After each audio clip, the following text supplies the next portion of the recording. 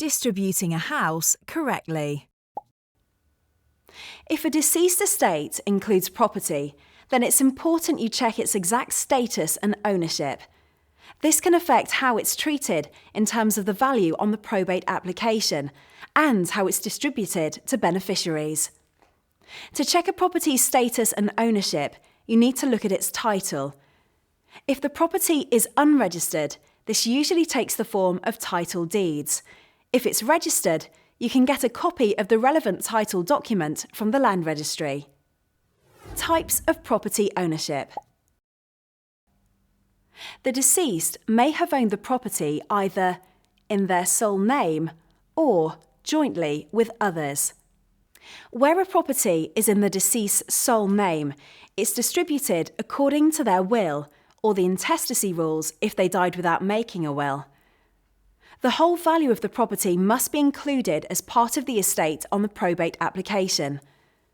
Where a property is jointly owned, the situation is more complex.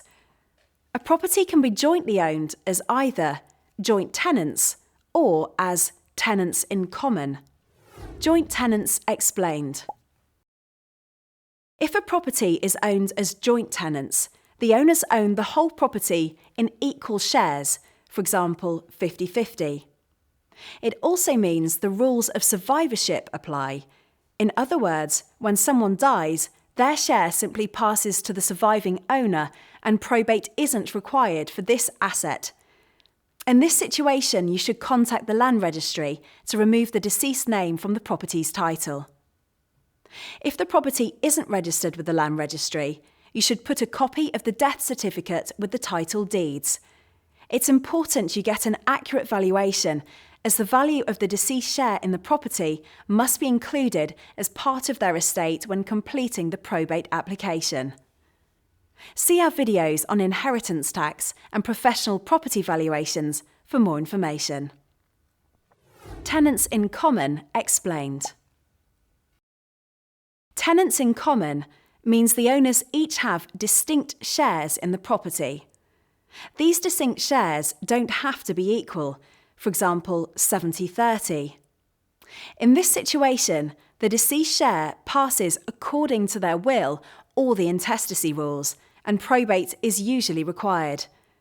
Again, it's important to get an accurate valuation of the property, as the value of the deceased share must be included as part of their estate to complete the probate application.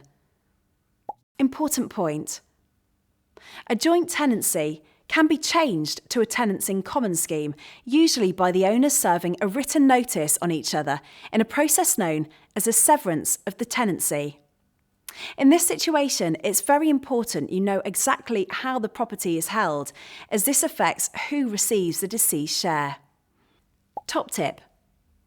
Property held as joint tenants will pass to the surviving owner, even if the will says otherwise.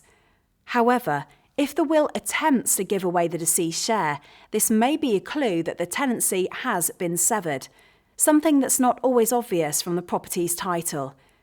You should check the deceased papers carefully for a notice of severance and speak to the surviving owner.